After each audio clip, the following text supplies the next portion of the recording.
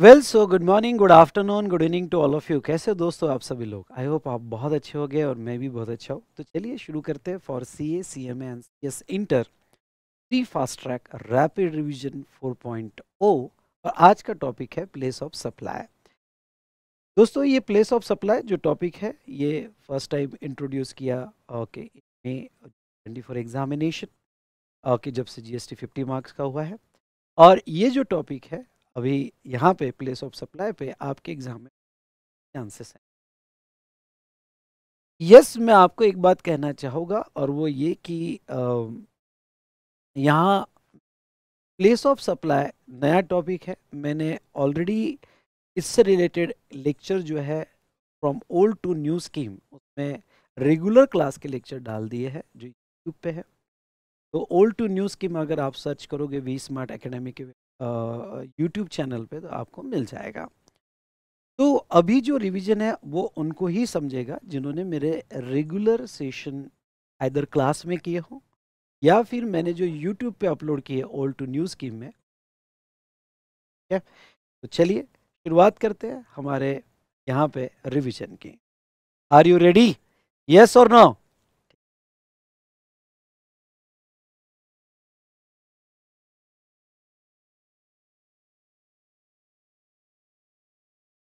आते बेटा, यहाँ पे place of supply under IGST act आपको जो अप्लीकेबल सेक्शन है वो है सेक्शन 7, 8, 9, 10। ओके, सेक्शन 10 के बाद में यहाँ पे और section 12 time of supply of sorry place of supply of goods और place of supply of services. Section 12 ये आपको अच्छे से पढ़ के जाना है। अब मैं आपको इतना ही कहूँगा कि आपको मोर एम्फोसाइज करना है सेक्शन 10 पे और 12 पे। पहले तो सिंपल सेक्शन है सेक्शन 7, 8 और 9। अब यहाँ आपको एक बात बता दूं, सेक्शन 7 में ये बताया गया है कि जब भी जीएसटी लॉ आप पढ़ोगे तो कब कहा जाएगा इंटरस्टेट सप्लाई। सेक्शन 8 ये कहता है कि कब कहा जाएगा इंट्रास्टेट सप्लाई, जिसके ऊपर आप क्या लगाओगे, सीजीएसटी और एसजीएसटी लगाओगे। सेक्शन 7 जो कहता है कि इंटरस्टेट सप्लाई आपको जब भी फिक्स करना है तो आपको कॉमन सेंस के बेसिस पे फिक्स नहीं करना है। ओके, कि कहीं लगा दिया अपना कॉमन सेंस, बिल कहाँ का है, जयपुर का, तो लगा दिया ये इंटरस्टेट है, नहीं। अब आप मैच्योर्ड रहना और आपको जो इंटरस्टेट फिक्स करना है वो location of supplier and place of supply इसके बेस पे फिक्स करना है। और आपका प्लेस ऑफ सप्लाई कैसे फिक्स होगा? गुड्स का होगा तो सेक्शन 10 के हिसाब से जो क्राइटेरिया उन्होंने प्लेस ऑफ सप्लाई का दिया है वो क्राइटेरिया पे आपको प्लेस ऑफ सप्लाई फिक्स करना होगा। और अगर वो प्लेस ऑफ सप्लाई जो स्टेट में लोकेशन पे आता है उसके बेस पे डिसाइड करना पड़ेगा कि वो इंटरस्टेट है या इंट्रास्टेट है। ओके, सर्विसेज हो गए तो सेक्शन 12 ओके आपका प्लेस ऑफ सप्लाई होगा। पर यहाँ पे मैं आपको जस्ट इतना कह दूं कि एक और सेक्शन है सेक्शन 13। ओके, सेक्शन 13 इंटर के सिलेबस में नहीं पर फाइनल के सिलेबस में आपको सेक्शन 13 भी मिलेगा, 14 भी मिलेगा, 16 भी मिलेगा, वो हम फाइनल में देखेंगे।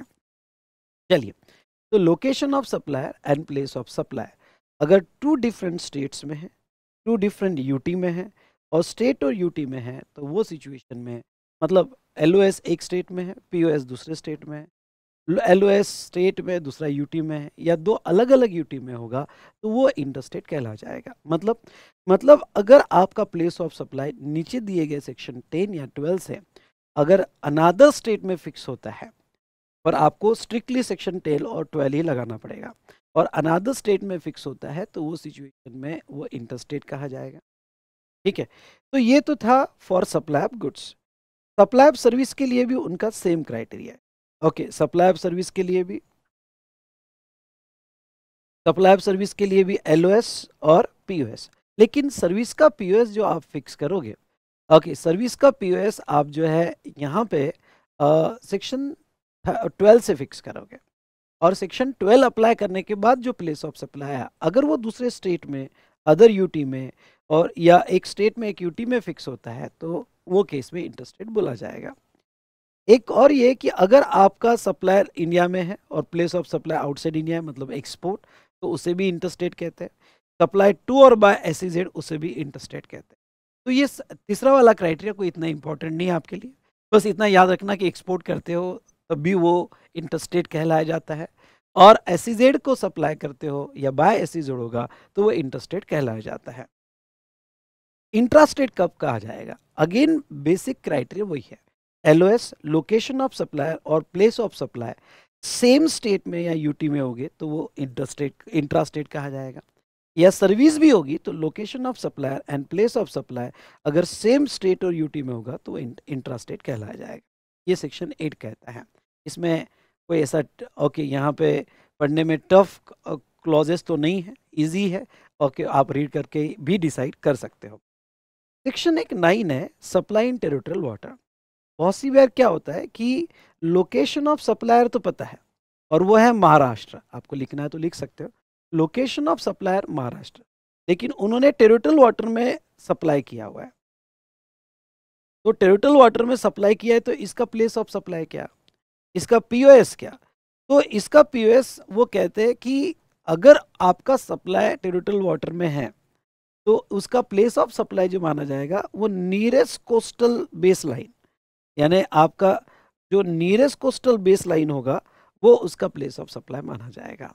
ओके, तो अगर उसका nearest coastal base line Goa होगा तो गोवा, महाराष्ट्र होगा तो महाराष्ट्र, गुजरात होगा तो गुजरात।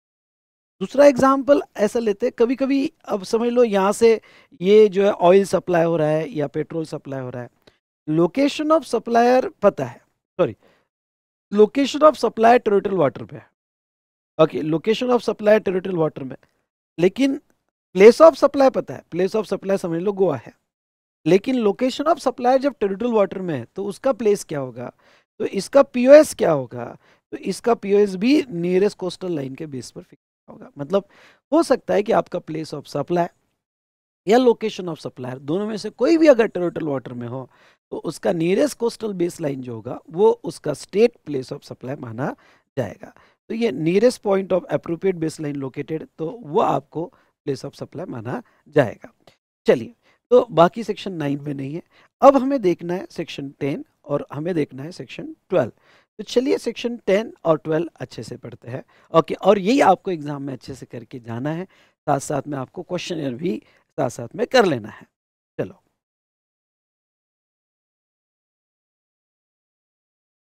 चलो तो अब आते हैं यहाँ पे सेक्शन 10 पे। सेक्शन 10 पे, section 10 place of supply of goods other than imported और एक्सपोर्ट गुड्स। मतलब क्या, अगर इंपोर्ट गुड्स एक्सपोर्ट गुड्स होगा तो उसका अलग से प्लेस ऑफ सप्लाई फिक्स होता है सेक्शन 11 में। ओके, सेक्शन 10 क्या कहता है यहाँ पे थोड़ा समझ लो। सेक्शन 10 अभी जो है टोटल कितनी सिचुएशन कवर कर रहा है, A B C C A. Okay, C ए ये अभी ऐड किया है, यहाँ पे सी ए उन्होंने अभी ऐड किया है। Okay, C A D and E, ठीक है। अब वो क्या कह रहे हैं देखो, पहला व्हेन सप्लाई ऑफ गुड्स, हम गुड्स का प्लेस ऑफ सप्लाई फिक्स कर रहे हैं, बहुत इजी है, बहुत इजी है, आपको फ्रैंकली स्पीकिंग बहुत इजी है। ओके, यहाँ पे एग्जाम्पल के साथ के स्टडी दिया है, ये तो आप भी पढ़ सकते हो, मैं तो जैसे आपको एक्सप्लेन कर देता हूँ यहाँ पे कि अगर गुड्स में मूवमेंट होगी और गुड्स में मूवमेंट सप्लायर ने किया होगा, रिसिपिएंट ने किया होगा या किसी ने भी पर्सन किया होगा, जरूरी नहीं कि सप्लायर ही मूवमेंट करे, रिसिपिएंट मूवमेंट कर रहा है या एनी अदर पर्सन यहाँ पे मूवमेंट कर रहा है, एनी अदर पर्सन मूवमेंट कर रहा है, तो वो सिचुएशन में अगर गुड्स में मूवमेंट होगी तो वो सिचुएशन में यहाँ पे location of goods when the movement of goods terminate for delivery to the recipient. हाँ, जहाँ गुड्स की मूवमेंट टर्मिनेट होगी फॉर डिलीवरी वो उसका प्लेस ऑफ सप्लाई माना जाएगा। आई रिपीट, वो उसका प्लेस ऑफ सप्लाई माना जाएगा। समझ लो आपका गुड्स यहाँ से गुजरात जा रहा है तो गुड्स की मूवमेंट कहाँ टर्मिनेट हो रही है, गुजरात, तो प्लेस ऑफ सप्लाई गुजरात माना जाएगा। रिसिपिएंट कहाँ का है वो इंपॉर्टेंट नहीं है, गुड्स की मूवमेंट का टर्मिनेट हो रही है वो बहुत इंपॉर्टेंट है। ओके, यहाँ पे हो सकता है रिसिपिएंट महाराष्ट्र का ही हो, लोकेशन ऑफ सप्लायर भी महाराष्ट्र का हो, लेकिन गुड्स की मूवमेंट अगर गुजरात टर्मिनेट हो रही है तो प्लेस ऑफ सप्लाई गुजरात माना जाएगा। I hope you understood. Okay, example मैंने दिया है, ये एग्जाम्पल आप रेफर कर सकते हो। तो पहले हमने देखा कहाँ गुड्स की मूवमेंट टर्मिनेट हो रही है।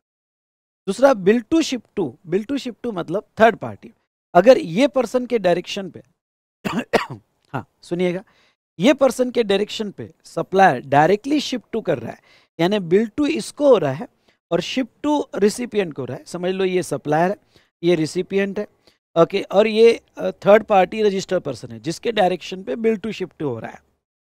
ओके, तो यहाँ पे दो ट्रांजेक्शन आपको मिलेंगे। पहला ट्रांजेक्शन, ओके, इसने इसको ऑर्डर दिया, यहाँ से ऑर्डर फॉरवर्ड हुआ और यहाँ से डायरेक्टली गुड्स डिलीवर्ड हुआ। तो अब ये केस में दो इनवॉइस बनेंगे, इनवॉइस I1 और इनवॉइस I2। इनवॉइस I1 ये इसको इनवॉइस देगा, इवन दो शिप टू इस बंदे को होगा, पर ये इसको इनवॉइस देगा और ये जो है इसको इनवॉइस देगा। डन। तो ये बिल टू शिप टू में क्लॉज बी यानी 10(1)(a यहाँ पे ये 10(1) कर देना बेटा। यहाँ पे ये जो है हम जो सेक्शन देख रहे हैं 10(1) देख रहे हैं, ठीक है, 10(1)(a, ठीक है।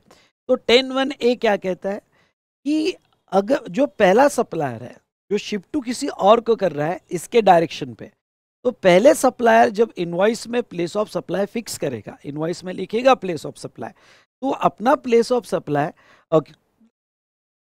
कहाँ, जहाँ गुड्स की मूवमेंट टर्मिनेट होगी वहां लेगा क्या? नहीं, वो अपना place of supply principal place of business of third person, यानी ये पहले वाला ट्रांजेक्शन जो हुआ है, तो इसके लिए जब इनवॉइस बनेगा और प्लेस ऑफ सप्लाई लिखा जाएगा, तो वो प्लेस ऑफ सप्लाई ये थर्ड पर्सन का प्रिंसिपल प्लेस ऑफ बिजनेस कहाँ पे है। अगर वो ओके अदर स्टेट में होगा तो वो प्लेस ऑफ सप्लाई, वो अगर सेम स्टेट में होगा तो वो प्लेस ऑफ सप्लाई लिया जाएगा। ख्याल रहे हम प्लेस ऑफ सप्लाई फिक्स कर रहे हैं, समझ लो ये अदर स्टेट में प्लेस ऑफ सप्लाई फिक्स हुआ, तो इसके बाद आएंगे हम सेक्शन 7 में, ये इंटर है या इंट्रा है, तो location of supplier in one state and place of supply in another state, तो इंटर हुआ। समझ लो ये थर्ड पर्सन सेम स्टेट में होता तो LOS और POS सेम स्टेट में होता तो वो इंट्रा होता। इन सिंपल वर्ड में बार बार आपको याद दिला दूं कि हम यहाँ पे इंटर या इंट्रा स्टेट फिक्स कर रहे हैं, ठीक है, sorry place of supply fix कर रहे हैं जिसके बेस पर इंटरस्टेट इंट्रास्टेट फिक्स किया जाएगा और बाद में GST आएगा नहीं आएगा ये तो सेक्शन 7 सप्लाई या शेड्यूल 3 या एग्जम्पशन ये बताएंगे। ओके, हम यहाँ से सिर्फ प्लेस ऑफ सप्लाई फिक्स कर रहे हैं, तो प्लेस ऑफ सप्लाई उसका थर्ड पर्सन का माना जाएगा। ये तो बेटा हुआ पहला ट्रांजेक्शन, ये तो सॉरी ये तो हुआ यहाँ पे आपका पहला ट्रांजेक्शन। अब दूसरा ट्रांजेक्शन, कभी कभी केस स्टडी दूसरे ट्रांजेक्शन के बेस पर भी आती है। अब ये दूसरा जो ट्रांजेक्शन हुआ इसका प्लेस ऑफ सप्लाई, तो इसका प्लेस ऑफ सप्लाई 10(1)(a से ही फिक्स होगा। 10(1)(a से फिक्स होगा क्योंकि यहाँ गुड इसके बिल में मूवमेंट गई है, इसके बिल में जो है ओके डायरेक्शन, इसके बिल में डायरेक्शन है, इसके बिल में डिलीवरी है, तो इसके बिल में अगर डिलीवरी है तो इसका प्लेस ऑफ सप्लाई 10(1)(a से फिक्स होगा और 10(1)(a से ये फिक्स होगा। क्या फिक्स होगा बेटा? तो 10(1)(a से बेटा ये जो है ओके जहाँ गुड्स की मूवमेंट टर्मिनेट हुई, अगर वो अदर स्टेट में टर्मिनेट हुई तो वो प्लेस ऑफ सप्लाई, अगर वो सेम स्टेट में टर्मिनेट हुई तो वो प्लेस ऑफ सप्लाई, और अकॉर्डिंगली आपको इंटरस्टेट इंट्रास्टेट फिक्स करना पड़ेगा। आई होप आपको ये समझ में आया होगा। तो ये था regarding to bill to ship to model के केस में। उसके बाद में okay C does not involve the movement of goods, समझ लो आपके सप्लाई में गुड्स मूवमेंट नहीं है। Okay, as is where is basis पे आपने सेल किया, बहुत सारी मशीनरी, बड़ी machinery as is where is basis पे सेल होती है। या आपको अगर मेरे क्लास का एग्जाम्पल याद होगा तो मेरे क्लास के एग्जाम्पल में मैंने आपको बताया था बेंचेस सेल किए मैंने, तो बेंचेस सेल किए और वो रूम में वैसे ही सेल कर दिए, एज इज वेरीज बेसिस पे सेल कर दिए। तो ऐसे केस में जहाँ तक देखा जाए तो यहाँ पे प्लेस ऑफ सप्लाई जहाँ गुड्स का लोकेशन है at the time of delivery to the recipient. अब अगर कोई मशीन है बड़ी मशीन है एज इज वेरीज बेसिस पे बेच दिया, तो जहाँ गुड्स का लोकेशन होगा वो आपका प्लेस ऑफ सप्लाई माना जाएगा। वेरी सिंपल, मैं सच में कहता हूँ ये सेक्शन 10 इतना सिंपल है, इसके ऊपर अगर क्वेश्चन आया तो मत छोड़ना भाई साहब, मत छोड़ना। ओके, लोकेशन ऑफ गुड्स आपका प्लेस ऑफ सप्लाई माना जाएगा। अब इसमें क्या हुआ, इस बार उन्होंने 10CA इंट्रोड्यूस किया है। ओके, 10CA इंट्रोड्यूस किया है और ये 10CA समझ लो, अगर आपके चार्ट में होगा तो अच्छी बात है, नहीं होगा तो इतना अपडेट कर दो। ओके, एक पेज पे लिखकर इतना अपडेट कर दो 10CA। Okay, supply of goods to unregistered person, supply of goods to unregistered person, इसके लिए अमेंडमेंट जरूर देख लेना। अमेंडमेंट में मैंने बहुत अच्छे से इसको बहुत डिटेल में एक्सप्लेन किया है और आई होप आप अमेंडमेंट्स तो देख ही रहे होगे। देखो, चार्ट रिवीजन एक ब्रशअप है, पूरे सब्जेक्ट का एक बहुत अच्छे से रिवीजन कर लेना है, पर यहाँ पे अमेंडमेंट्स के लिए मैं एक्स्ट्रा इन डेप्थ टाइम नहीं दे रहा हूँ क्योंकि अमेंडमेंट्स में ऑलरेडी ले चुका हूँ। आई होप आप ये बात को समझ रहे होगे। तो अगर supply of goods to unregistered person होगा और ये ओवरराइडिंग इफेक्ट है 10(1)(a) टू सी में, मतलब क्या, अगर आपने सप्लाई अनरजिस्टर्ड को दिया तो आप ए, बी और सी तीनों भी नहीं लगाओगे। आई रिपीट, अगर आपने सप्लाई अनरजिस्टर्ड को किया तो आप ए, बी और सी तीनों भी अप्लाई नहीं करोगे। इसका मतलब मैसेज ये आ रहा है कि ए, बी और सी ये रजिस्टर्ड के लिए है। अगर आपने सप्लाई अनरजिस्टर्ड को किया तो आप 10(1)(ca) के हिसाब से ही उसका प्लेस ऑफ सप्लाई फिक्स करोगे। जनरली ये ओवर द काउंटर जो सेल होती है, समझ लो मेरी स्टेशनरी शॉप है या रिलायंस फ्रेश है या यहाँ पे समझ लो वॉलमार्ट है और कस्टमर आ रहा है, कस्टमर कोई भी स्टेट का हो, सुनिएगा, कस्टमर कोई भी स्टेट से आया हो, मुंबई के ओके यहाँ पे वॉलमार्ट में समझ लो, या फिर वो है ना एक मॉल आइकिया वगैरह, उसमें समझ लो अगर आप जाते हो, आप ओके गुजरात के रहने वाले हो, आप महाराष्ट्र के रहने वाले हो या दिल्ली के रहने वाले हो, ओवर द काउंटर सेल हो रहा है और अनरजिस्टर्ड को सेल हो रहा है, सुनिएगा, अनरजिस्टर्ड को सेल हो रहा है। तो ये सिचुएशन में ओके इन्होंने नया क्लॉज ये इंट्रोड्यूस किया और अनरजिस्टर्ड के केस में आप ए, बी, सी तीनों भी अप्लाई नहीं करोगे। ओके अनरजिस्टर्ड के केस में वो क्या कहते हैं, वो कहते हैं सप्लायर या रिसिपिएंट किसी को भी यहाँ पे मतलब दो ही पार्टी होगी, location as per the address of the unregistered person recorded in invoice, otherwise location of supplier. बहुत ही सिंपल वे में समझ लो, मेरे ओवर द काउंटर में सेल कर रहा हूँ, कस्टमर मेरे पास आया, अनरजिस्टर्ड बंदा है, ओके उसने कोई स्टेशनरी मेरे शॉप से खरीदी, मैं बिल बना रहा हूँ और बिल में पूछूंगा हाँ क्या भाई कहाँ का रहने वाले हो, अगर उसने मेरे को बता दिया कि भाई मैं तो गुजरात का हूँ तो मैं बिल में स्टेट लिख रहा हूँ।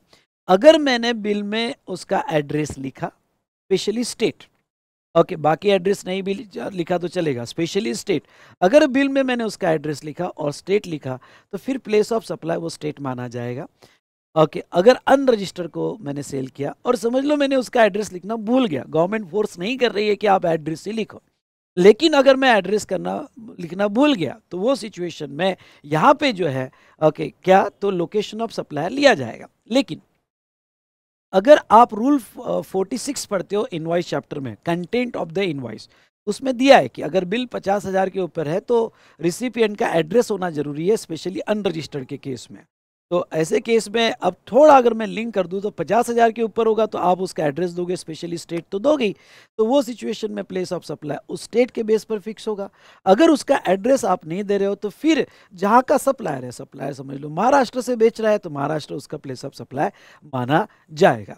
तो ये अच्छे से पढ़ के लेना। और मैं आपको कह दूं कि अगर आपके इसमें नहीं है तो इतना स्क्रीनशॉट ले लो, ओके ये सी वाला स्क्रीनशॉट ले लो और फिर ये आप अटैच करके वहाँ अभी के अभी ऐड कर देना। वैसे तो अमेंडमेंट्स आपने देखी होगी, चलिए स्क्रीनशॉट ले लो उसका, ठीक है, और ये अभी क्लास होते ही आपने अटैच कर देना है।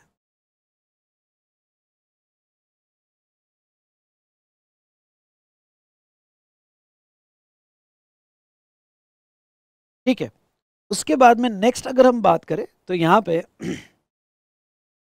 हाँ, अगर कोई गुड्स हम सप्लाई कर रहे हैं इंस्टॉलेशन असेंबली से, समझ लो कोई प्रोजेक्ट है, प्लांट है और हम इंस्टॉलेशन असेंबली सर्विस दे रहे हैं, उसके अंदर साइट पे इंस्टॉल कर रहे हैं, तो ये तो बहुत इजी है। अगर आप इंस्टॉलेशन और असेंबली से गुड्स एट साइट ओके यहाँ पे सप्लाई कर रहे हो तो place where installation is done वो आपका प्लेस ऑफ सप्लाई माना जाएगा।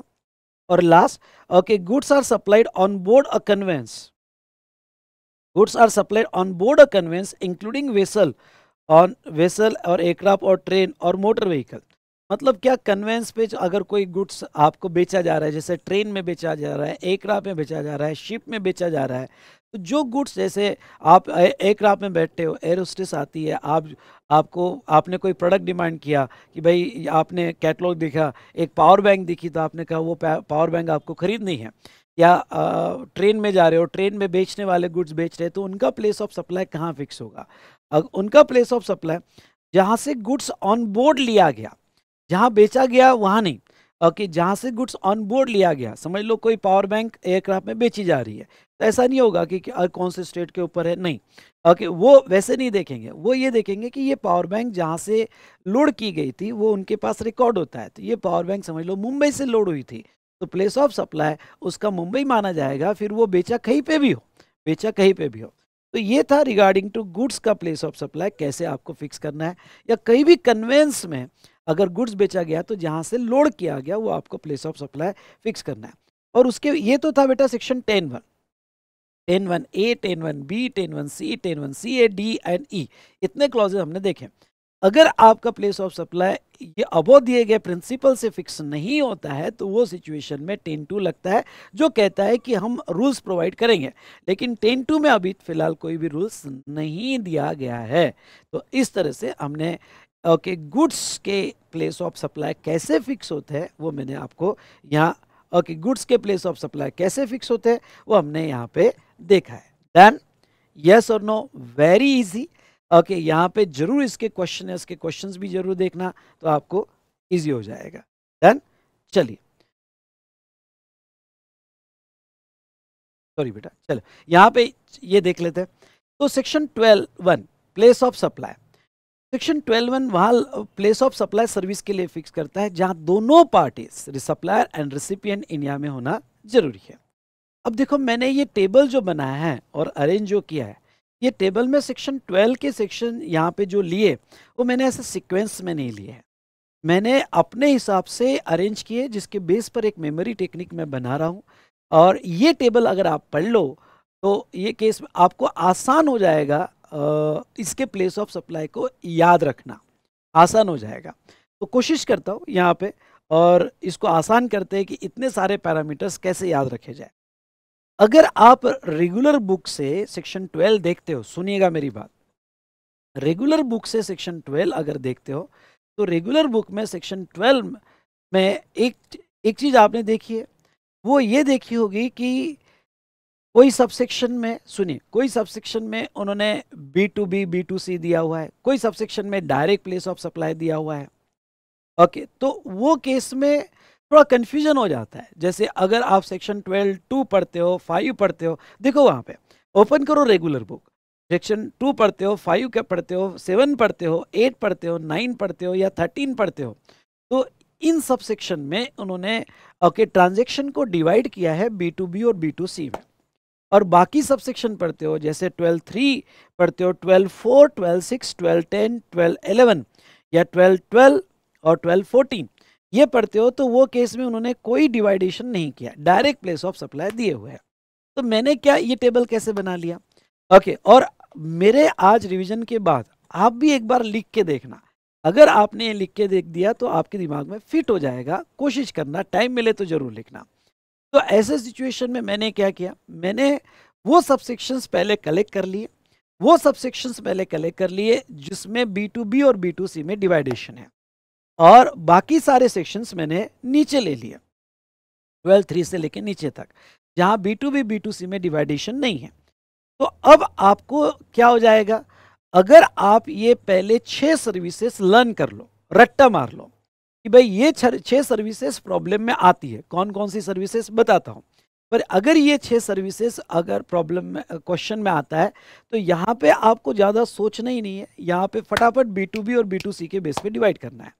B2B के केस में मतलब सप्लाई टू रजिस्टर्ड पर्सन और सप्लाई टू अनरजिस्टर्ड पर्सन, ध्यान सुनिएगा, supply to registered person and supply to unregistered person.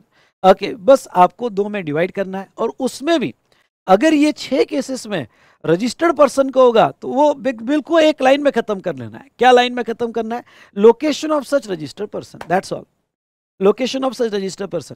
समझ लो प्रॉब्लम आता है आपको पैसेंजर ट्रांसपोर्ट सर्विस का, अब पहले 6 आपको लर्न है, उसमें आपको समझ गया पैसेंजर ट्रांसपोर्ट सर्विस है, तो पैसेंजर ट्रांसपोर्ट सर्विस है तो आपके दिमाग में क्लिक हो जाना चाहिए B2B B2C रहेगा, और पैसेंजर ट्रांसपोर्ट सर्विस में अगर रजिस्टर्ड को दिया तो location of such registered person place of supply fix होगा। ओके तो all 6 cases if supply to registered person तो location of registered person is fix. हाँ, अनरजिस्टर्ड के केस में आपको याद रखना है और उसके अलग अलग पैरामीटर्स आपको याद रखना है। नाउ अब देखो यहाँ पे ओके 12(2) है general rule for all services except 12(3) to 12(14). मतलब क्या, मतलब यहाँ पे इसलिए आपको 12(3) से लेके तो 12(14) तक टाइटल तो भी लर्न कर लेना है। क्यों, क्योंकि हो सकता है छुपा हुआ क्वेश्चन आपको एग्जाम में पूछ ले। अब ये छुपा हुआ क्वेश्चन आपको एग्जाम में पूछ ले मतलब क्या, मतलब ओके यहाँ पे कोई आपको सर्विस दे दे, कंसल्टेंसी सर्विस दे दे या कोई भी दे दे, जहाँ जनरल रूल लगता है अब जनरल रूल लगता है ये केस में, ये आपको कब समझेगा, ये तभी समझेगा ओके जब आपको 12-3 से लेके 12-14 तक के सारे टाइटल्स याद हो गए। इसलिए थोड़ा लर्निंग पार्ट इसमें ज़्यादा है। तो सारे अगर टाइटल्स आपको याद हो गए तो ये समझना आसान हो जाएगा कि इसको जनरल रूल से फिक्स करना पड़ेगा।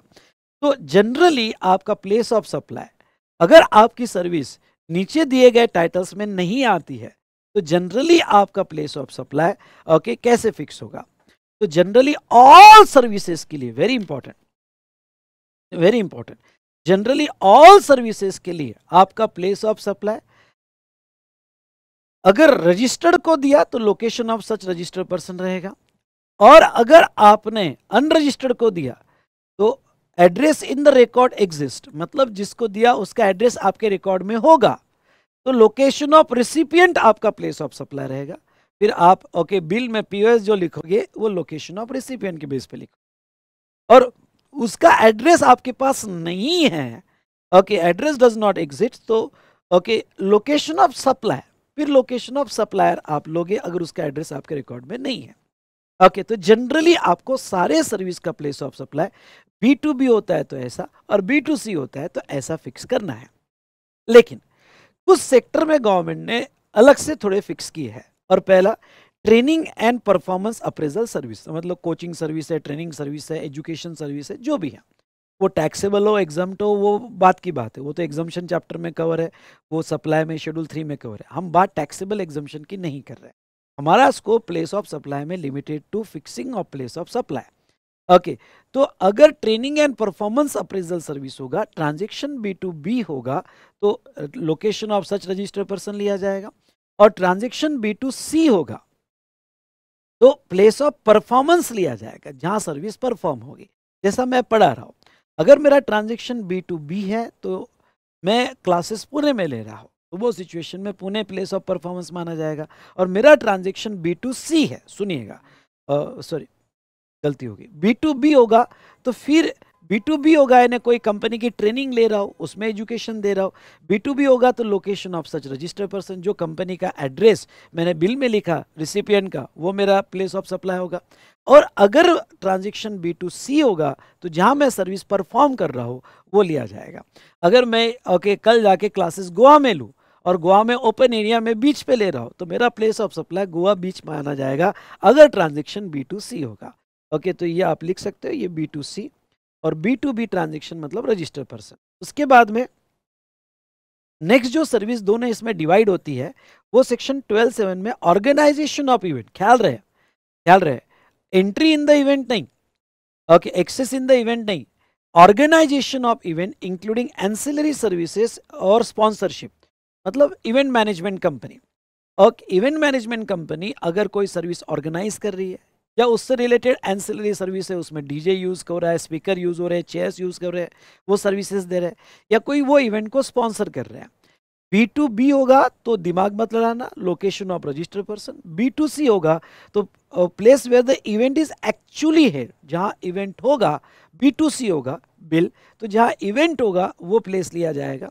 ओके किसी मैरिज प्रोग्राम में अगर कोई इवेंट है और मैरिज B2C ट्रांजेक्शन है क्योंकि वहाँ तो B2B नहीं जाएगा, ओके बिजनेस के लिए नहीं है, मैरिज करना बिजनेस नहीं है। अब कोई इवेंट मैनेजमेंट कंपनी वो मैरिज ऑर्गेनाइज कर रही है तो वो सिचुएशन में B2C होगा, तो वो केस में जहाँ मैरिज हुआ अगर वो राजस्थान पैलेस में होता है तो राजस्थान प्लेस ऑफ सप्लाई माना जाएगा।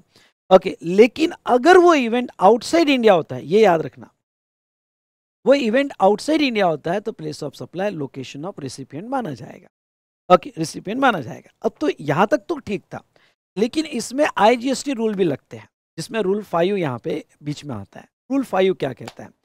रूल ओके जैसे अगर आप ये सेक्शन थोड़ा डेप्थ में पढ़ते हैं रेगुलर बुक से तो एक एक्सप्लेनेशन नीचे दिया है, और वो एक्सप्लेनेशन ये दिया हुआ है कि अगर आप एक ही कॉन्ट्रैक्ट के तहत सिंगल कॉन्ट्रैक्ट में मल्टीपल लोकेशन पे इवेंट मैनेजमेंट सर्विस दे रहे हो या स्पॉन्सरशिप या एंसिलरी सर्विस दे रहे हो, ओके कॉन्ट्रैक्ट सिंगल कॉन्ट्रैक्ट है, तो उसमें उन्होंने कहा कि अगर वैल्यू ऑलरेडी डिवाइडेड है तो अकॉर्डिंग टू डिवाइडेड वैल्यू आपको प्लेस ऑफ सप्लाई फिक्स करना पड़ेगा, और वैल्यू डिवाइडेड नहीं है सिंगल कॉन्ट्रैक्ट है तो वो केस में रूल 5 के हिसाब से आपका place of supply each state में फिक्स किया जाएगा। मतलब इवन दो सिंगल कॉन्ट्रैक्ट है पर अलग अलग स्टेट में होगा, तो ईच स्टेट में अलग अलग प्लेस ऑफ सप्लाई आपको फिक्स करना पड़ेगा। फिर वो केस में वैल्यू कैसे अपोर्शन होगी, तो वैल्यू आपकी अपोर्शन होगी। और फॉर ऑर्गेनाइजेशन ऑफ इवेंट के लिए उन्होंने कहा generally accepted accounting principle, gap मतलब जनरली एक्सेप्टेड अकाउंटिंग के प्रिंसिपल पर आपको वैल्यू बाइफरकेट करनी पड़ेगी। अब जनरली एक्सेप्टेड अकाउंटिंग प्रिंसिपल यानी क्या, तो जनरली एक्सेप्टेड अकाउंटिंग प्रिंसिपल अगर हम यहाँ पे देखें तो मतलब क्या, तो कितने आपको टाइम स्पेंड हुआ, कितने लेबर लगे, कितने आवर्स लगे, ये सारे फैक्टर्स को ध्यान में रखते हुए आप वैल्यू अपोर्शन करोगे और आपका प्लेस ऑफ सप्लाई अलग अलग स्टेट में आप फिक्स करोगे। तो ये था rule 5। Okay, read with section 12(7). उसके बाद में सेक्शन 12(8) एक ऐसा है जो B2B और B2C में डिवाइड होता है। तो B2 तो ये 6 लर्न कर लेना भाई साहब, ये बिल्कुल लर्न कर लेना 6। B2B में दिखा कि रजिस्टर पर्सन, वहां एक ही लाइन है। हाँ, B2C में दिखा जैसे ट्रांसपोर्टेशन ऑफ गुड्स मेल और कुरियर, तो ट्रांसपोर्टेशन ऑफ गुड्स मेल और कुरियर होगा। हाँ, इसमें मेल भी आता है, कुरियर भी आता है। तो place where goods are handed over to their transportation, समझ लो ओके, मैं पुणे से ट्रांसपोर्ट करना चाहता हूँ जम्मू एंड कश्मीर, तो मैंने गुड्स यहाँ से हैंड ओवर किया। अगर मैंने गुड्स यहाँ से हैंड ओवर किया तो उसका प्लेस ऑफ सप्लाई कहाँ फिक्स होगा, जहाँ आपने गुड्स हैंड ओवर किया। समझ लो कोई स्टूडेंट है, उसको बुक डिस्पैच करो, ट्रांसपोर्टर को दिया, तो ट्रांसपोर्टर को दिया, फिर वो ट्रांसपोर्टर बाय एयर हो, बाय रोड हो, बाय ट्रेन हो, ओके, बाय कुरियर हो, बाय मेल हो, ओके, मतलब मैंने कुरियर वालों को दिया, ट्रांसपोर्टर को दिया, तो वो जो मैंने उसका बिल मिलता है कुरियर वालों से, ट्रांसपोर्टर वालों से, तो बिल कुरियर वाला या ट्रांसपोर्टर वाला पीओएस क्या फिक्स किया, तो पीओएस जहाँ से उसको गुड्स हैंड ओवर हुआ, तो मैंने गुड्स हैंड ओवर किया पुणे से, तो पीओएस कहाँ फिक्स होगा, पुणे में फिक्स होगा। ओके, तो ये बड़ा इंपॉर्टेंट पार्ट है, ये हमने यहाँ पे ले लिया। लेकिन बेटा यहाँ पे एक पहले एक्सेप्शन था जो अभी रिमूव कर दिया है। If transportation is outside India the place destination of such goods, हाँ पहले ऐसा था कि अगर यहाँ से गुड्स नेपाल जा रहा है, यहाँ से गुड्स भूटान जा रहा है, जो आउटसाइड इंडिया जा रहा है, तो वो केस में जहाँ गुड्स का डेस्टिनेशन होगा वो प्लेस ऑफ सप्लाई पहले होता था, पर उन्होंने अमेंडमेंट कर दिया और ये लाइन डिलीट कर दी। अमेंडमेंट करके ये लाइन डिलीट कर दी, मतलब क्या, मतलब ये हुआ कि अब अगर आपका ट्रांसपोर्टेशन इंडिया के बाहर भी जा रहा होगा, सुनिए, अगर आपका ट्रांसपोर्टेशन इंडिया के बाहर जा रहा है और सप्लाई और रिसिपिएंट दोनों पार्टी इंडिया में है, तो वो जहाँ से गुड्स हैंड ओवर किया, समझ लो मैं पुणे से नेपाल भेज रहा हूँ, तो इवन अब होता है ना, नेपाल में हमारा ही कोर्स चलता है, सीए कोर्स, सीएमए कोर्स हमारा ही चलता है, तो ऐसे केस में अगर मैं यहाँ से नेपाल भेज रहा हूँ, तो मैंने यहाँ हैंड ओवर किया, पहले उसका डेस्टिनेशन नेपाल होता था, लेकिन अब उसका डेस्टिनेशन नेपाल नहीं होगा, अब कहाँ हैंड ओवर हुआ, पुणे में हैंड ओवर हुआ, तो उसका प्लेस ऑफ सप्लाई पुणे माना जाएगा। आई होप आपको ये पार्ट समझा होगा। और एक सर्विस है जो B2B B2C में डिवाइड होती है, और वो होती है सेक्शन 12(9) में पैसेंजर ट्रांसपोर्ट सर्विस। अब पैसेंजर ट्रांसपोर्ट सर्विस जो B2B B2C में डिवाइड हो रही है बेटा, यहाँ पे थोड़ा इसको समझ लो। पैसेंजर ट्रांसपोर्ट सर्विस जो डिवाइड हो रही है, पैसे आपको, अगर आपने मेरा क्लास किया होगा तो आपको याद आना चाहिए, बसेस थे, कैब थी, एक पिक्टोरियल प्रेजेंटेशन हमने लिया था, या एग्जाम्पशन का चार्ट देखो, एग्जाम्पशन में बसेस ओके वगैरह, passenger transport service, meter cab, वो टैक्सेबल है, एग्जम्प्ट है, वो मामला हमारा नहीं है इन दिस चैप्टर। इसमें सिर्फ हमें फिक्स करना है प्लेस ऑफ सप्लाई क्या है। हाँ, फिर वो प्लेस ऑफ सप्लाई से ओके ये फिक्स होगा कि वो इंट्रा है या इंटर है, ओके इससे ये फिक्स होगा कि उसके ऊपर टैक्स आएगा या नहीं आएगा, ओके टैक्स आएगा या नहीं आएगा, वो बात की बात है। Place of supply passenger transport service होगी, मे बी बाय रोड होगा, मे बी बाय एयर होगा, मे बी बाय रेलवे होगा, ओके मे बी रोपवे होगा, wherever you provide the passenger transport service. The place where passenger embark on the conveyance, जहाँ से वो passenger बैठेगा convince में, समझ लो मैं ट्रेन से जा रहा हूँ, AC क्लास में जा रहा हूँ, तो ट्रेन से जा रहा हूँ, मैं एम्बार्किंग कर रहा हूँ पुणे से, तो प्लेस ऑफ सप्लाई पुणे माना जाएगा। अगर मैं बाय एयर जा रहा हूँ, इंडिगो के फ्लाइट से जा रहा हूँ और एम्बार्किंग कर रहा हूँ मैं ओके मुंबई से, तो प्लेस ऑफ सप्लाई मुंबई माना जाएगा। ओके, अगर मैं रिटर्न आ रहा हूँ और रिटर्न में मेरा एम्बार्किंग कहाँ हो रहा है, तो मेरा रिटर्न में एम्बार्किंग हो रहा है समझ लो दिल्ली से, तो प्लेस ऑफ सप्लाई दिल्ली माना जाएगा। जहाँ से पैसेंजर बैठेगा फॉर कंटिन्यूअस जर्नी, वो प्लेस ऑफ सप्लाई माना जाएगा। इसका ये एक्सेप्शन याद रखना, इसका एक एक्सेप्शन है, और वो एक्सेप्शन क्या है?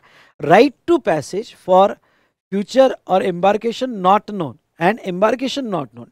समझ लो आपको बहुत सी बार मेट्रो कार्ड मिलता है आपको, जैसे नोएडा टू दिल्ली, ओके, अब जो भी है नोएडा दिल्ली में जो मेट्रो है, मेट्रो कार्ड या वंदे भारत एक्सप्रेस जो है उसका आपको कार्ड मिला, पास मिली, ओके। या कभी कभी क्या होता है राइट टू पैसेज, अभी परसों ही मेरे को एक मेल था इंडिगो का कि आप जो है ट्रेन जर्नी की टिकट एडवांस में अभी बुक कर लो तो आपको इंडिया में 10 जगह कहीं पे भी आपकी टिकट जो जाना आना होगा, अगर आप इतना पे कर देते हो तो आपको इसमें ओके कहीं पे भी जर्नी 10 टिकट्स में आपको मिल जाएगी।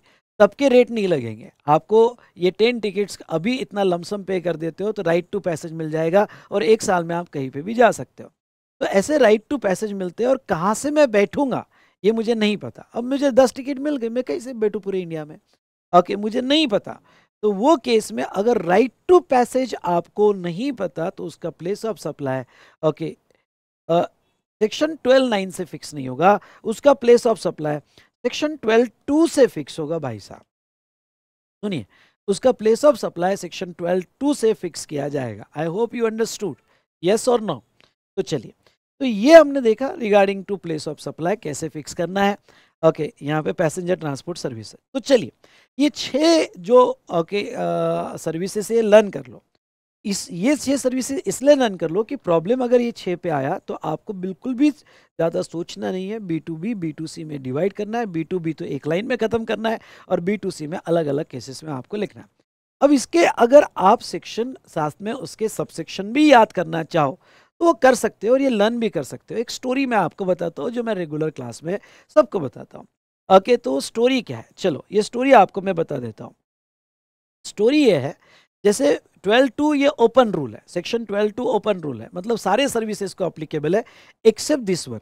इसलिए एक ओके 12(2) 2, तो 2 में एक छोटा बच्चा 2 साल का बिंदास है, ओपन रहता है, ओके, बिंदास है, ना कपड़े पहनने का उसको ओके चैन, ना यहाँ पे कि डांटने का डर वर, ओके, घूम रहा है, सब लोग उसे प्यार कर रहे हैं, ऑल यानी सब लोग उसे प्यार कर रहे हैं। 2 साल का बच्चा है।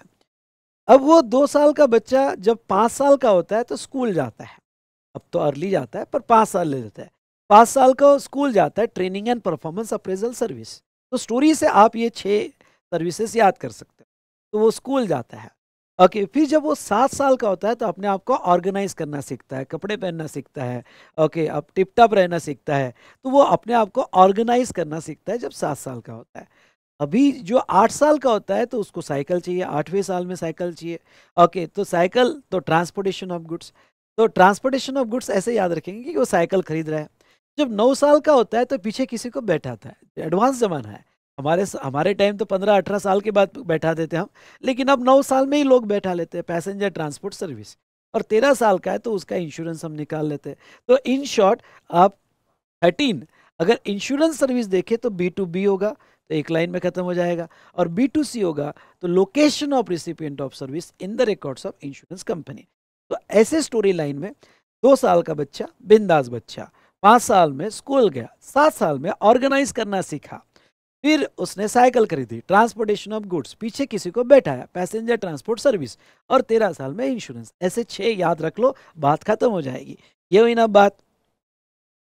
उसके बाद में हाँ, अब बचे हुए लेते हैं। अब बचे हुए जो प्लेस ऑफ सप्लाई उसमें B2B B2C आपको डिवाइड नहीं करना है, उसका B2B हो या B2C हो आपको फिक्स रखना है प्लेस ऑफ सप्लाई। तो ओके हाँ, 12(3) थोड़ा ये इंपॉर्टेंट है, इंस्टीट्यूट इसके ऊपर क्वेश्चन भी पूछती है।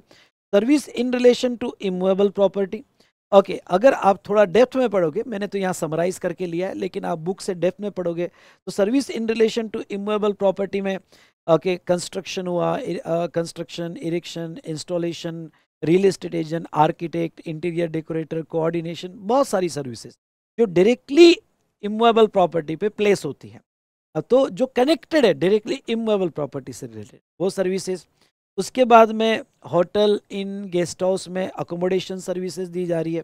उसके बाद में कॉन्फ्रेंस हॉल, थोड़ा इसको ओके बुक से डिटेल में पढ़ना, वैसे नीचे मैंने दिया है ओके रूल के संदर्भ में, लेकिन बुक से थोड़ा डिटेल में पढ़ना।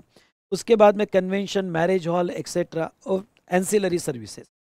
अगर कोई भी सर्विसेज इमूवेबल प्रॉपर्टी की होगी या होटल की सर्विसेज होगी, ओके, या फिर हाँ इंक्लूडिंग यहाँ पे boat camp site, boat boat housing boat वगैरह होगी, वेसल, ओके, हाउस बोट और एनी अदर वेसल और service ancillary to such services, यानी अकोमोडेशन सर्विस बोट में होगी या क्रूज शिप में होगी, वेसल में होगी, वो सारे सर्विसेज का प्लेस ऑफ सप्लाई कहाँ फिक्स होगा? जहाँ इमूवेबल प्रॉपर्टी है। समझ लो, लेट्स टेक एग्जांपल, आप construction, erection, installation, renovation, repairs या रियल एस्टेट एजेंट या आर्किटेक्ट, इंटीरियर डेकोरेटर सर्विसेज होगी, या रेंटिंग सर्विस भी होगी, renting of immovable property services होगी। तो जहाँ इमूवेबल प्रॉपर्टी होगी वहाँ प्लेस ऑफ सप्लाई होगा। या फिर होटल, होटल में रूम बुकिंग या कोई कॉन्फ्रेंस, कन्वेंशन हॉल, ओके, या लॉन वगैरह होगा, तो जहां वो होटल है वो उसका प्लेस ऑफ सप्लाई माना जाएगा। इसलिए तो मैंने आपको ये पढ़ाया था कि होटल के केस में आपको कभी आईजीएसटी का बिल नहीं मिल सकता है, क्योंकि लोकेशन ऑफ सप्लायर वही है और प्लेस ऑफ सप्लाई भी वही है। ओके, तो ऑलवेज आपको सीजीएसटी और एसजीएसटी का ही बिल मिलेगा होटल के केस में। आपको याद आ रहा है क्या, मैंने आपको समझाया था ये बात? चलिए, तो ये मैंने आपको ये बताया। तो वो केस में आपका जो इमूवेबल प्रॉपर्टी जहाँ पे है, और अगर बोट से होगा, वेसल से होगा, तो जहाँ आपकी बोट या वेसल है वो आपका प्लेस ऑफ सप्लाई माना जाएगा। पर वेरी इंपॉर्टेंट जो आपको याद रखना है भाई साहब, आपको याद क्या रखना है यहाँ पे, अगर आपकी इमूवेबल प्रॉपर्टी इंडिया के बाहर होगी, अगर आपकी इमूवेबल प्रॉपर्टी इंडिया के बाहर होगी, तो फिर इमूवेबल प्रॉपर्टी बेस पीओएस नहीं होगा, लोकेशन ऑफ रिसिपिएंट लिया जाएगा। यहाँ याद रखना, यहाँ वो क्वेश्चन पूछ सकते हैं, क्योंकि जहाँ एक्सेप्शंस होते हैं वहाँ आपकी आंखें बड़ी हो जानी चाहिए। चलिए, ये तो हमने देखा रिगार्डिंग टू यहाँ पे 12.3 जो इमूवेबल प्रॉपर्टी से रिलेटेड आपकी सर्विसेज होगी। ठीक है, तो इमूवेबल प्रॉपर्टी से रिलेटेड आपकी अगर सर्विसेज होगी तो ऐसा होगा। लेकिन अगर समझ लो आपकी सर्विसेज मल्टीपल लोकेशन में है अंडर सिंगल कॉन्ट्रैक्ट, अब इसमें एक एक्सप्लेनेशन है जहां से रूल 4 का जन्म होता है, और वो एक्सप्लेनेशन कहता है कि अगर कॉन्ट्रैक्ट सिंगल कॉन्ट्रैक्ट है और वो सिंगल कॉन्ट्रैक्ट में आप मल्टीपल लोकेशन पे सर्विसेज दे रहे हैं, इसका चार्ट भी मैंने आपको बना के दिया था। ये टेबल इजी जाता है तो टेबल, नहीं तो चार्ट इजी जाता है तो चार्ट, जो भी आप रेफर कर सकते हो। तो वो केस में मल्टीपल लोकेशन पे होगा तो आपको place of supply each state में फिक्स करना पड़ेगा। अब आपको सप्लाई ईच स्टेट में फिक्स करना पड़ेगा, पर कॉन्ट्रैक्ट तो सिंगल है, इनवॉइस भी सिंगल है, तो आपको, सॉरी, कॉन्ट्रैक्ट सिंगल है, लमसम अमाउंट है, तो आपको हर स्टेट के अलग अलग इनवॉइसेस बनाने पड़ेंगे, जिसके लिए वैल्यू डिवाइड करनी पड़ेगी। अब वैल्यू का अपोर्शनमेंट कैसे होगा, तो वैल्यू का बेसिस ऑफ अपोर्शनमेंट उन्होंने यहाँ पे दिया है। तो आपकी जो टोटल कॉन्ट्रैक्ट वैल्यू है वो टोटल कॉन्ट्रैक्ट वैल्यू इस बेसिस ऑफ अपोर्शन पे ले लो, और ये अपोर्शन पे बेसिस पे डिवाइड करो और स्टेट वाइज अलग अलग बिल बनाओ। जैसे अगर होटल की लॉजिंग सर्विस होगी, अगर होटल की लॉजिंग सर्विस होगी या इन गेस्ट हाउस क्लब में होगी, और ये होटल जो है अलग अलग स्टेट में, समझ लो किसी ने आपको पैकेज दिया, ओके, पैकेज ये दिया होटल वाले ने कि 8 डेज 7 नाइट्स का पैकेज दिया, जहां आप उनके कोई भी अलग अलग स्टेट के होटल में रुक सकते हो। तो अब इसमें ओके, पैकेज कंबाइन है, 50,000 का पैकेज है, और उसमें आप सर्विसेज जो होटल में अकोमोडेशन सर्विस ले रहे हो वो अलग अलग स्टेट में ले रहे हो। तो वो सिचुएशन में आपको कि स्टेट वाइज अलग अलग इनवॉइस बनाने पड़ेंगे और उसके प्लेस ऑफ सप्लाई अलग अलग बना फिक्स करने पड़ेंगे, और अकॉर्डिंगली एलओएस और पीओएस के बेसिस पे आपको उसमें सीजीएसटी, एसजीएसटी या आईजीएसटी लगाना पड़ेगा। समझ लो ओके, लोकेशन ऑफ सप्लायर यानी होटल का registered place of business Maharashtra है और उनकी चेन है, अलग अलग स्टेट में उनकी चेन है। और तो ऐसे केस में यहाँ पे ओके, आप जब 50,000 का पैकेज ले रहे हो और आप अलग अलग स्टेट में रुकने वाले हो, तो वो इन्वाइसेस अलग अलग करेंगे, और महाराष्ट्र के इसमें रुक रहे हो तो वो सिचुएशन में वो लोग एलओएस और पीएस महाराष्ट्र हुआ तो वो इंट्रा माना जाएगा। आप अगर कुल्लू मनाली रुक रहे हो तो उसका प्लेस ऑफ सप्लाई, उसकी वैल्यू अपोर्शन करना पड़ेगा, और उसका प्लेस ऑफ सप्लाई जो है ओके कुल्लू मनाली मतलब हिमाचल प्रदेश मानना पड़ेगा। तो ऐसे केस में वो क्या कह रहे हैं कि अगर होटल की लॉजिंग सर्विस होगी, लॉजिंग ध्यान रखना, होटल की लॉजिंग सर्विस होगी, तो लॉजिंग सर्विस के केस में नंबर ऑफ नाइट्स के बेसिस पे, I repeat, number of night के बेसिस पे you stayed in such property. तो कितनी नाइट, समझ लो महाराष्ट्र में आप 2 नाइट्स रुके, महाबलेश्वर में, फिर कुल्लू मनाली जाके रुके 3 नाइट्स रुके, तो उसके बेस पर वो जो पैकेज मिला वो अपोर्शन किया जाएगा। उसके बाद में सिंगल प्रॉपर्टी होगी लोकेटेड इन 2 और मोर कॉन्टिजियस स्टेट और union territory both service ancillary. हाँ, पर अगर यही होटल वाले होटल सर्विस आपने लॉजिंग अकोमोडेशन सर्विस ली और वो lodging accommodation service single property, बड़ी प्रॉपर्टी है ओके 20-30 एकड़ की ओके, और सिंगल प्रॉपर्टी है पर वो 2 स्टेट में है। जैसे आप देखोगे कुछ होटल्स गोवा के बॉर्डर पे, कर्नाटका के बॉर्डर पे, आधा पार्ट गोवा में चले गया, आधा पार्ट जो है उसका महाराष्ट्र में आ गया, या फिर आप पंजाब हिमाचल बॉर्डर पे देखो ओके, हरियाणा बॉर्डर पे देखो, तो कभी कभी हो सकता है बड़ा होटल है, आधा पार्ट इधर आ गया, आधा पार्ट इधर आ गया। तो अगर 2 कॉन्टिजियस स्टेट में अगर आपका होटल होगा तो वो केस में आप पहले क्राइटेरिया से प्लेस ऑफ सप्लाई फिक्स नहीं करोगे। आपका क्राइटेरिया जो होगा वो एरिया बेस रहेगा, एरिया ऑफ इमूवेबल प्रॉपर्टी, उसके बेस पर वो बाइफिकेट किया जाएगा और उसका रेवेन्यू ये स्टेट और वो स्टेट को दिया जाएगा वाटर रेट में भी। तो आपके जो बिलिंग होगी वो एरिया बेस पर 2 बिल अलग अलग बनेंगे और उसके बेस पर वो डिवाइड किया जाएगा। चलिए, ये तो हुआ लॉजिंग अकोमोडेशन सर्विस से रिलेटेड। अगर हम बात करें यहाँ पे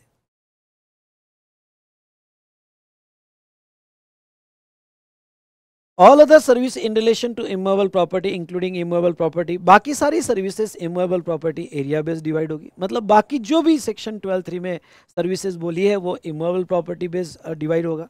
और next lodging accommodation of house boat और एनी अदर वेसल होगा।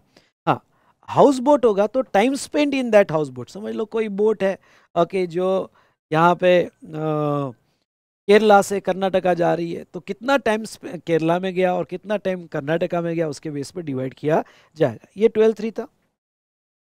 उसके बाद में restaurant, catering, personal grooming, fitness, beauty treatment, health services including plastic surgery. तो यहाँ पे place of supply where services actually perform, जहाँ रेस्टोरेंट है ओके वो, या कैटरिंग सर्विस जहाँ दी, शादी अगर राजस्थान में, कैटरिंग सर्विस राजस्थान में दी, तो जहाँ सर्विस परफॉर्म हुई वो उसका प्लेस ऑफ सप्लाई माना जाएगा। अब इसको कैसे याद रखना, तो भाई रेस्टोरेंट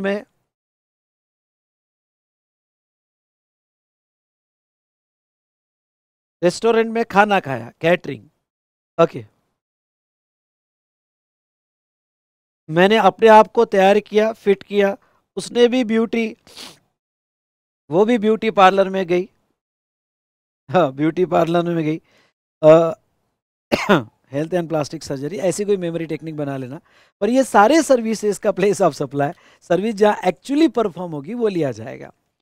एडमिशन टू इवेंट, ख्याल रहे ऑर्गेनाइजेशन ऑफ इवेंट ऊपर कवर हो जाता है B2B B2C में। एडमिशन टू इवेंट और अम्यूजमेंट पार्क, तो इवेंट जहाँ हेल्ड होगा या पार्क जहाँ पे वो लिया जाएगा। Service on board a convince, हाँ देखो हमने सेक्शन 10 में क्या देखा था, सेक्शन 10 में हमने ये देखा था कि गुड्स ऑन बोर्ड सप्लाई किया, तो जहां से गुड्स लोड हुआ वो उसका प्लेस ऑफ सप्लाई। ये सर्विस ऑन बोर्ड सप्लाई हुई ओके, सर्विस कैटरिंग सर्विस है या जो भी सर्विस आपको प्रोवाइड की ऑन बोर्ड, एंटरटेनमेंट सर्विस है, फ्लाइट में आप मूवी देख रहे हो ओके, रेलवे में कोई सर्विस प्रोवाइड किया, कैटरिंग सर्विस प्रोवाइड किया, या फिर आप क्रूज शिप में बहुत सारी सर्विसेज आपको प्रोवाइड किया, तो फिर सर्विस होगा तो location of first schedule point of the departure of that conveyance, हाँ यहाँ पे सर्विस होगा तो सर्विस तो लोड नहीं होती है, वो तो इंटेंजिबल होती है, तो उसका जो फर्स्ट डिपार्चर पॉइंट होगा जर्नी में उसका, जैसा ट्रेन, अब समझ लो यहाँ से हावड़ा, पुणे से हावड़ा एक्सप्रेस है, तो पुणे से हावड़ा एक्सप्रेस को 3 दिन लगते होंगे, लेकिन वो जर्नी कंटिन्यूटी थी और उस कंटिन्यूटी जर्नी में जो उसका फर्स्ट डिपार्चर पॉइंट रहेगा, फर्स्ट डिपार्चर पॉइंट उसका जो है यहाँ पे पुणे था, तो पूरा जितना पुणे से लेके हावड़ा ओके इन बिटवीन जो भी सर्विसेज दी जाएगी उस ट्रेन में, सबका प्लेस ऑफ सप्लाई पुणे माना जाएगा।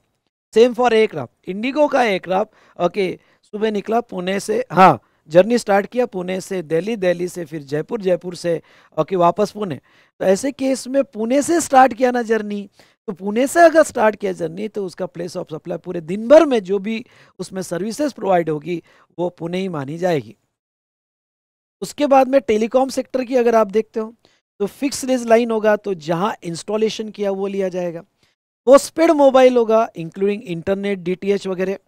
तो जो रिसिपिएंट का बिलिंग एड्रेस है वो उसका प्लेस ऑफ सप्लाई। अगर उसका बिलिंग एड्रेस हमारे पास अवेलेबल नहीं है तो लोकेशन ऑफ सप्लायर पर ऐसा हो नहीं सकता। आजकल कोई भी postpaid internet DTH billing address तो नहीं मिलेगा, पर उन्होंने प्रोविजन बनाई है। बिलिंग एड्रेस होगा तो location of recipient. Prepaid mobile होगा, अगर वो प्रीपेड मोबाइल इंटरनेट डीटीएच यानी प्रीपेड सिम कार्ड वगैरह होगा और वो आप एजेंट के थ्रू बेच रहे हो, मतलब ओके वोडाफोन आइडिया ने ओके यहाँ पे 5,000 सिम कार्ड एजेंट को दे दिए और एजेंट बेच रहा है जो शॉप्स कीपर होते हैं, तो एड्रेस ऑफ एजेंट और distributor supply final consumer, okay वो प्लेस ऑफ सप्लाई मिला होगा। और अगर आप डायरेक्ट बेच रहे हो तो लोकेशन ऑफ पेमेंट रिसीव्ड, समझ लो कंपनी के खुद के काउंटर है तो जहां से पैसा मिला वो प्लेस ऑफ सप्लाई होगा। In other cases location if address available otherwise location of supply. और प्रीपेड इलेक्ट्रॉनिक पेमेंट होगा तो लोकेशन ऑफ रिसिपिएंट लिया जाएगा। यहाँ रूल 6 है लीज सर्किट लाइन का, वो इतना इंपॉर्टेंट नहीं, पर एक सर्किट सिंगल पॉइंट समझा जाएगा और उसके बेस पर लीज सर्किट पॉइंट का अपॉर्शनमेंट होगा। उसके बाद में banking and financial sector including stock broking, ये पढ़ के जाना इंपॉर्टेंट है। हाँ, banking financial including stock broking, banking के सारे place of supply including stock broking, stock broker जो आपको ब्रोकरेज लगाता है उसका place of supply. Location of recipient address available in the record of the supply, otherwise location of, हाँ location of recipient if address available, otherwise location of supplier, address नहीं होगा तो। और last advertisement services to government और local authority, advertisement services अगर government को दिया तो वो ओके यहाँ पे स्टेट वाइज आपका प्लेस ऑफ सप्लाई फिक्स किया जाएगा। इसमें उन्होंने रूल 3 में बहुत सारे पैरामीटर दिए हैं। रूल 3 में उन्होंने बहुत सारे पैरामीटर दिए कि यहाँ पे एडवर्टाइजमेंट सर्विस कैसे बाइफरगेट करना है, क्या करना है, तो वो इतना इंपॉर्टेंट नहीं है, पर आपको पढ़ के जाना है तो पढ़ के चले जाना, but that is not so much important. इस तरह से यहाँ हमने ओके सेक्शन 12 का प्लेस ऑफ सप्लाई अलग अलग केस में कैसे फिक्स होता है वो हमने देखा। ठीक है,